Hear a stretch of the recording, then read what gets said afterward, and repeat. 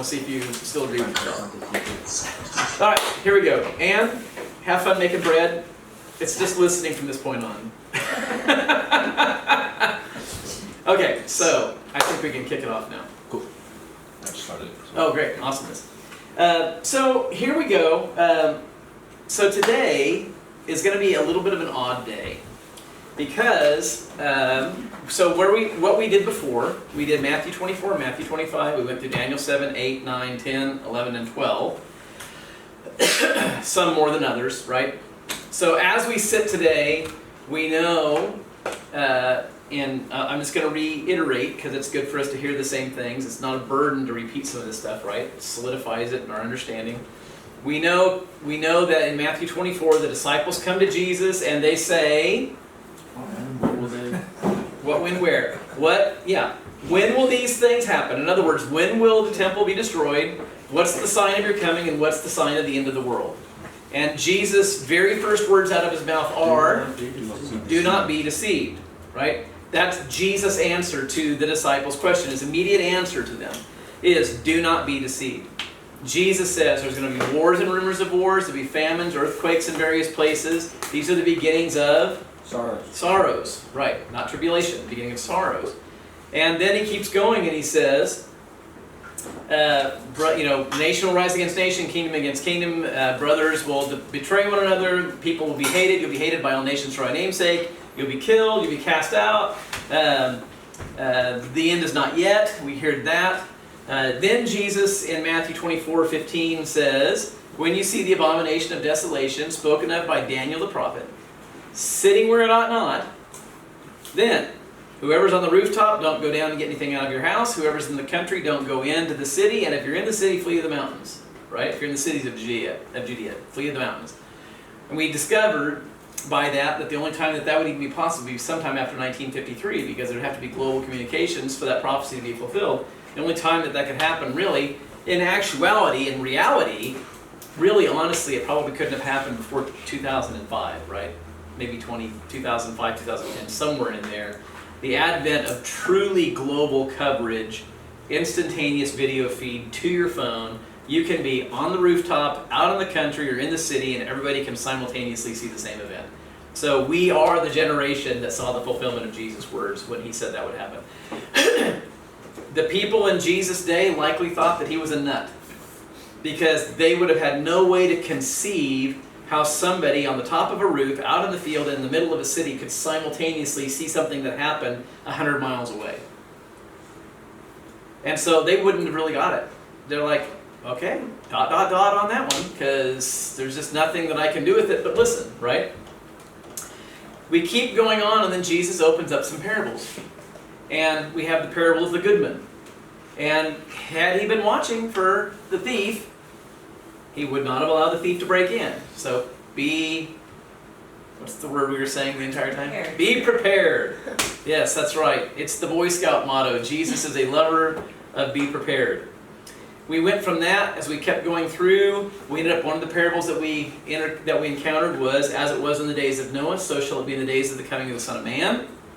We talked about, and it says, one will be in the field, one will be taken, the other left. Or two will be in the field, one will be taken, the other one left. Two will be in bed, one will be taken, the other left. Two will be grinding at the millstone, one will be taken and the other one left. Where the carcass is, there the eagles gather. That was where that parable ended. We talked about, we did just basic logic skills. We compared that parable to the days of Noah. Who was it in the days of Noah that were taken away? Well, the argument could be that it was Noah and his family, right? But when you look at the scripture, it says they knew not until they were taken away. Well, Noah and his family knew in advance that they were going to be taken away. They knew they were going to be in the ark, and they knew that God was going to send a flood because God told them. So it couldn't have been Noah and his family. The only people that would have known not until they were taken away were the people who were killed in the flood. So when you apply basic logic, and Jesus is making a parallel, he's saying, as it was, it's a metaphor, it's a simile, as, like, and as, right? Everybody remember similes and metaphors? Similes, like, and as. As it was in the days of Noah, so shall it be in the days of the coming of the Son of Man. As it was in the days of Noah, so shall it be in the days of the coming of the Son of Man. As it was in the day of Noah, the wicked were taken away, so shall it be in the coming of the days of the Son of Man. The wicked will be taken away. It's not rocket science. We just don't want to believe it. That's what makes it difficult. We don't like the idea that we, being the American church, I don't know that I would say this is global, but the American church as a whole, I think, generally does not like the idea that scripture doesn't mean the rapture's happening. Everybody wants to believe that, as it was in the days of Noah, means that Jesus is going to come back and take the church out. Just like Noah was saved. And we talked about that. Oh, Mary, would you do me a favor and grab my green book off my desk, my End Times handbook, please? Thank you. Thank you. I made a list. If you remember, I gave you a list of the things that Noah had to endure for a year. And we talked about how it was not a cakewalk. He was living in a boat that had no glass windows, that had one window, one wooden window at the top, through which they threw the animal feces on a daily basis, whatever they didn't use to cook with, right? You're living with your in-laws. You've got your 3 daughters-in-law. You're pent up in a wooden boat using lanterns or burning feces or whatever you're burning for light and cooking, whatever you're doing to survive on the ark. And it took him 75 plus years to build the ark with no power tools. He had to gather all the food that was necessary to survive for the year that he was on the ark. So this was not an easy task. He really had to be dedicated to this process, because I think it would have been easier to have just gotten washed away in the flood than to have dealt with what he dealt with. Seriously. The idea that Noah was saved from tribulation is laughable. And so it's one of those things where when you look at everything, by the time we're done with what Jesus said, Jesus' responds to, when will these things be? What's the sign of your coming, and what's the sign of the end of the age? Jesus' response is really about his concern for us. His total response for 2 chapters is, are you prepared for me? Are you prepared for judgment? Are you prepared? It's on my desk. Open the door and look down at my desk right underneath my light switch. It's right there. There's 3 of them. Right on top, right on the left corner of my desk. Thank you. The whole outcome of Matthew 24 and Matthew 25 is, when I come, will you be found faithful? Are you going to be prepared? Are you ready to meet me face to face? That's what I'm concerned about. I'm not concerned that you know when the temple's going to be destroyed.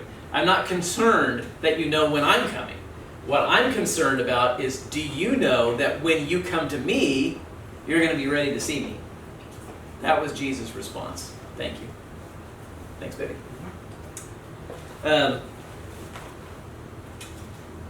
We also talked about how there's a difference between the sign, and this is where I'm going to segue from what we've covered so far into what we're going to be covering today. All right. We also talked about the difference between the sign of the coming of the Son of Man and the coming of the Son of Man. Do you remember that? Matthew 24 talks about the sign of his coming, and Matthew 25 talks about the coming. 2 different things. Now, I'm not saying that they're not very closely in time, that they're not close to time together, because if you recall, we spent some time focusing on the word meet, right? So, Matthew 24, here in Matthew 24, verses 30 through 31, here is what Scripture says about the sign of his coming. Here are the elements of the sign of the coming of the Son. A sign appears of Jesus in the clouds. All tribes of the earth mourn. Only the elect saints are gathered together. Jesus is seen alone. Angels have a task to fulfill, gathering the elect from the 4 winds. A great sound of a trumpet heralds the event, and there's no judgment listed. Matthew 25, when it says the coming of the Son, says this: Jesus returns on a horse, not a cloud. He ascends the throne as king to execute judgment. All nations are gathered before him. He's seen with an envoy. There are no tasks given to the angels that are referenced. There's no defining sound. And